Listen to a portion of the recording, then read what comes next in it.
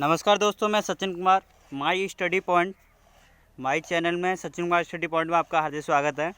मैं आज आपको बताना चाहूँगा ब्रह्मांड और सौरमंडल के कुछ ही महत्वपूर्ण पॉइंट। आप लोग महत्वपूर्ण पॉइंटों को समझते चलेंगे और ध्यानपूर्वक से पढ़ते चलेंगे और इसी प्रक्रिया से आपको बताते चलेंगे। अध्याय नंबर 2 है, यानी EBS से महत्वपूर्ण रहेगा और ये सुपर टेट, टेट और CTET और MP टेट, रीट, अदरवाइज यानी कि हरियाणा टेट, यानी हर चीज़ में आपको महत्वपूर्ण क्वेश्चन रहेंगे। यानी कि ब्रह्मांड और सौरमंडल से इस सामान्य परिचय देते हुए आपको आगे बढ़ाते चलेंगे।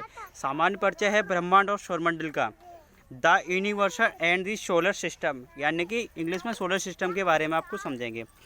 सामान्य परिचय के आपको देना चाहेंगे हिस्ट्री। सामान्य परिचय पृथ्वी जिस पर हम रहते हैं, यानी कि जिस पृथ्वी पर हम रहते हैं और मंडल का एक भाग है, और सौरमंडल आकाशगंगा का एक भाग है तथा अरबों आकाशगंगाओं के समूह को ब्रह्मांड कहलाता है। ये ध्यानपूर्वक आप समझते चलेंगे और इस समस्या को आगे बढ़ते हैं। ये क्या कह रहा है? ये सामान्य परिचय है। जिस पृथ्वी पर हम रहते हैं और सौरमंडल का एक भाग और सौर समाय आकाशगंगा का भाग है तथा अरबों आकाशगंगा का समूह है, जिसे हम क्या कहते हैं? ब्रह्मांड। पृथ्वी पर क्या है? बहुत सारी आकाशगंगाएं हैं जिस पर हम का भाग है। ठीक है, आगे इसी प्रकार आप चलते चलेंगे। अर्थात सूक्ष्म अणुओं से लेकर विशाल का आकाशगंगाओं तक सम्मिलित रूप से ब्रह्मांड कहते हैं। यानी कि हम अर्थात समझेंगे इसमें, जो सूक्ष्म अणुओं से लेकर के विशाल का आकाशगंगाओं तक के सम्मिलित रूप को ब्रह्मांड कहते हैं। सौरमंडल संपूर्ण ब्रह्मांड का एक हिस्सा है और इसकी संरचना निहारिका नामक एक विशाल गैसीय पिंड से हुई है। सौरमंडल एक क्या है? एक ब्रह्मांड का एक हिस्सा है और इसकी संरचना है निहारिका नामक एक विशाल गैसीय पिंड से हुई है। आगे पॉइंट पे चलेंगे। इस आप लोगों को जो महत्वपूर्ण पॉइंट है आप इसे नोट भी करते चलेंगे। ठीक है, ब्रह्मांड के बारे में जो आपको बताया जा रहा है, सौरमंडल के बारे में जो आपको बताया जा रहा है, उससे आप क्या है, इससे एक एक पॉइंट को नोट करते रहेंगे। ये आपको यूपी टेट में जो 28 नवंबर को होने वाले टेट के लिए महत्वपूर्ण ये क्वेश्चन रहेंगे। ठीक है, नेक्स्ट पॉइंट है आपका, सौरमंडल का लगभग 99% द्रव्यमान सूर्य में निहित है। यानी सौरमंडल का लगभग 99% द्रव्यमान सूर्य में निहित है, जबकि सारे ग्रह मिलकर शेष द्रव्यमान से बने हुए हैं। जो सारे मंडल हैं, सारे ग्रह हैं, वो क्या है? शेष द्रव्यमान से बने हुए हैं। अगला पॉइंट की ओर चलेंगे। सौरमंडल की अवधारणाएं। अवधारणा क्या है? पृथ्वी यूनान के प्रसिद्ध खगोली यानी मिर्ज, यानी कि जो यूनान के एक खगोलिक वैज्ञानिक हैं, क्लाउडियस टोलेमी ने सन 140 ईस्वी में बताया कि पृथ्वी ब्रह्मांड के केंद्र में है। यानी कि जो पृथ्वी है ब्रह्मांड के क्या है?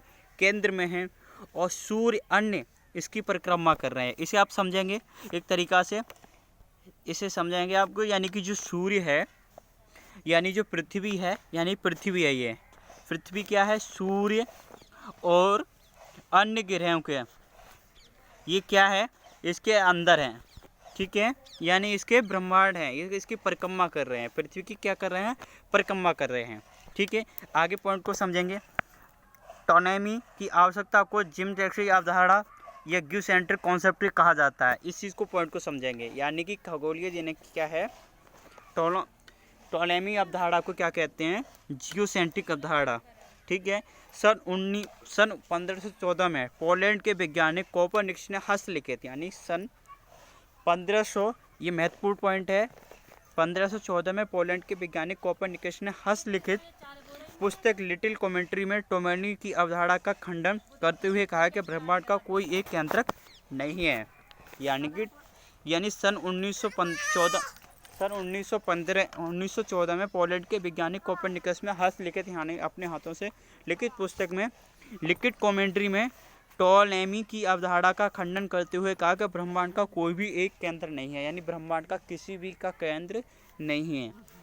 अगला पॉइंट समझेंगे। कोपरनिकस ने बताया कि पृथ्वी सूर्य की परिक्रमा करती है। यानी कि जो पृथ्वी है किसकी परिक्रमा कर रही है? सूर्य की परिक्रमा कर रही है। और कोपरनिकस ने इस धारणा को हेलियोसेंट्रिक अवधारणा का नाम दिया। जो यानी कोपरनिकस ने यानी कि परिक्रमा कर रही है, किसकी परिक्रमा कर रही है? सूर्य की। पृथ्वी किसकी परिक्रमा कर रही है? सूर्य की। किसने बताया? कोपरनिकस ने बताया। ठीक है, और कोपरनिकस की अवधारणा को क्या क्या? हीलियोसेंट्रिक अवधारणा कहा है। कोपरनिकस ने ही सूर्य प्रणाली की खोज की। कोपरनिकस ने किसकी खोज की? सौर प्रणाली की। अगला पॉइंट है कोपरनिकस को आधुनिक खगोल शास्त्र का जनक कहा जाता है। यानी कोपरनिकस को आधुनिक खगोल शास्त्र का जनक कहा जाता है। किसको कहा जाता है? कोपरनिकस को आधुनिक खगोल शास्त्र का जनक कहा जाता है। ध्यान रखना है, यानी कि खगोल विज्ञान का यानी खगोल शास्त्र का जनक या जन्मदाता किसे कहते हैं? यानी कोपरनिकस को कहते हैं। ध्यान रखना, महत्वपूर्ण पॉइंट है ये।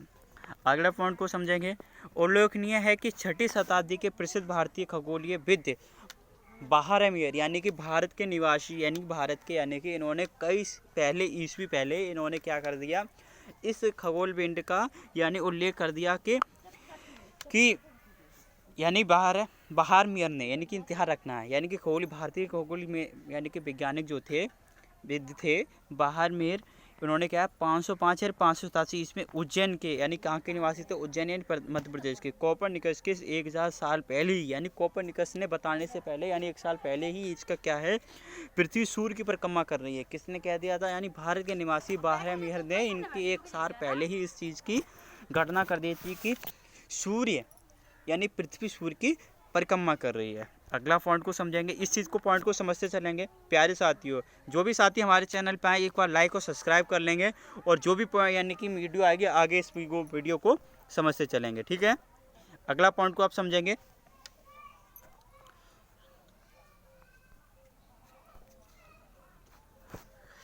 अगला पॉइंट है 16वीं शताब्दी के आसपास जर्मनी के खगोल केपलर यानी खगोलीय है जो खगोलज्ञ हैं जो केपलर ने ग्रहों की गति संबंधी नियम दिए और सूर्य की ग्रह कक्षा को केंद्र माना। यानी किसको? यानी जो केपलर के खगोल जर्मनी के खगोल वैज्ञानिक थे केपलर। 16वीं शताब्दी के आसपास के जर्मनी के खगोल वैज्ञानिक कौन थे? केपलर। इन्होंने क्या किया? केपलर ने क्या किया? गति संबंधी नियम दिए।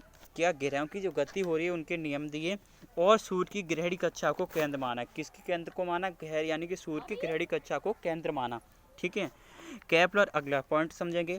केपलर को नवीन खगोल शास्त्र का जनक कहा जाता है। यानी केपलर को क्या कहा जाता है?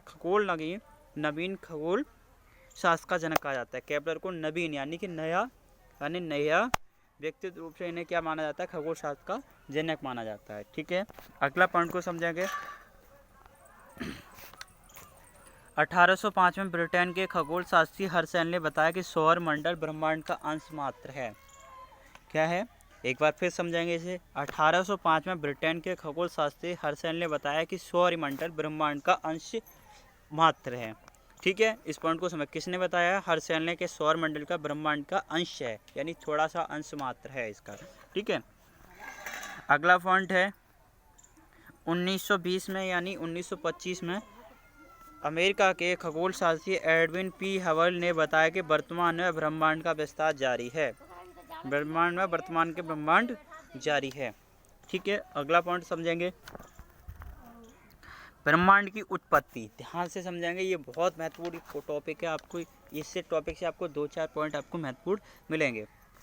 ठीक है, the organ of the universe. ठीक है,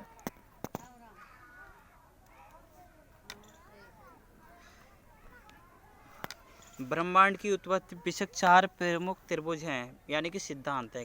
यानी 4 प्रमुख सिद्धांत है। ब्रह्मांड की उत्पत्ति विषय 4 प्रमुख सिद्धांत है जिसने प्रथम सिद्धांत सर्वाधिक प्रचलित और मान्यता प्राप्त की है।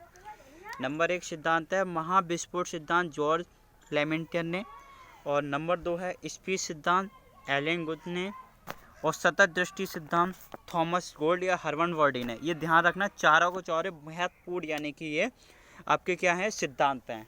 ठीक है, ब्रह्मांड से रिलेटेड। ठीक है, ब्रह्मांड की उत्पत्ति विशेषक 4 प्रमुख सिद्धांत में जिनमें प्रथम सिद्धांत सर्वाधिक प्रचलित मानता है। यानी जिनमें से प्रचलित और सिद्धांत कौन सा प्रचलित? महाविस्फोट सिद्धांत। ठीक है, सतत दृष्टि सिद्धांत Thomas and Gold Hermann Bondi, golden सिद्धांत डॉक्टर हेलन अर्टेजा। नंबर 4 है दोलन सिद्धांत का।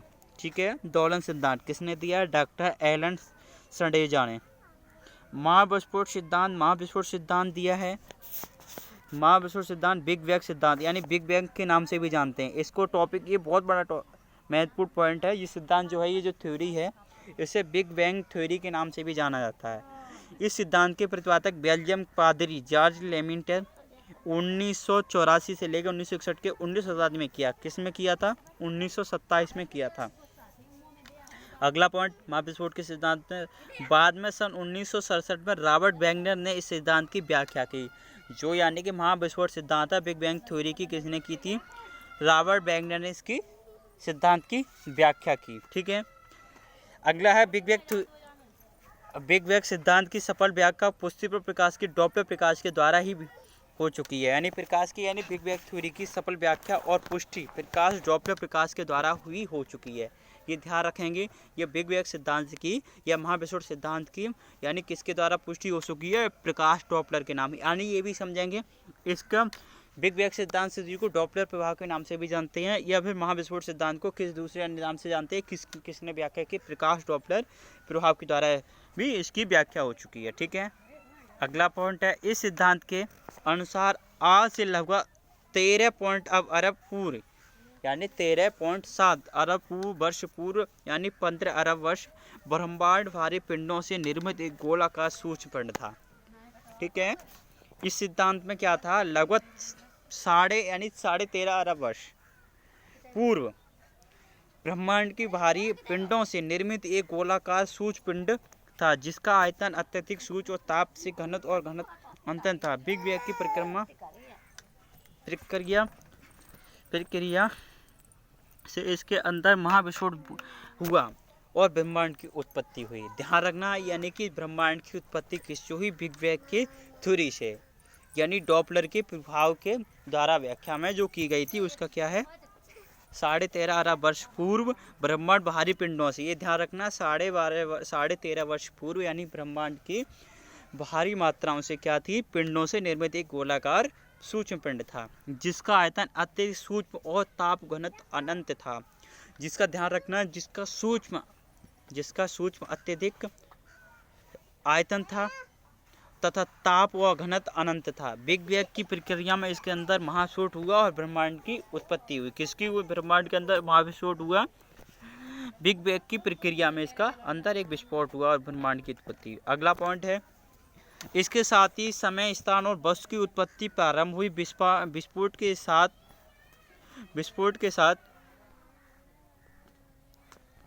विस्फोट के बाद सूक्ष्म बिंदु वॉलीबॉल के आकार का हो गया। यानी विस्फोट के बाद सूक्ष्म बिंदु किस प्रकार का हो गया? वॉलीबॉल के आकार का हो गया। बाद में आग के गोले में बदल गया। यानी किसके आग के बोतले में बदल गया? यानी आग के गोले में बदल गया ना। अगला पॉइंट है, अग्निवॉल की अवस्था के पश्चात मूल कणों फंडामेंटल पार्टिकल और प्रतिकणों की उत्पत्ति जो आगे चलकर ब्रह्मांड का नियंत्रण किए। विस्फोट के 1 मिनट बाद ब्रह्मांड और विस्तृत होकर एक बड़ा ताप नाभिकीय रिएक्टर बन गया। क्या है? विस्फोट के 1 मिनट बाद ब्रह्मांड और विस्तृत होकर एक बड़ा ताप नाभिकीय रिएक्टर बन गया। परिणाम स्वरूप हाइड्रोजन से हीलियम बनना प्रारंभ हो गया। यानी कि क्या है? यानी एक विस्फोट हुआ, 1 मिनट बाद ब्रह्मांड और विस्तृत होकर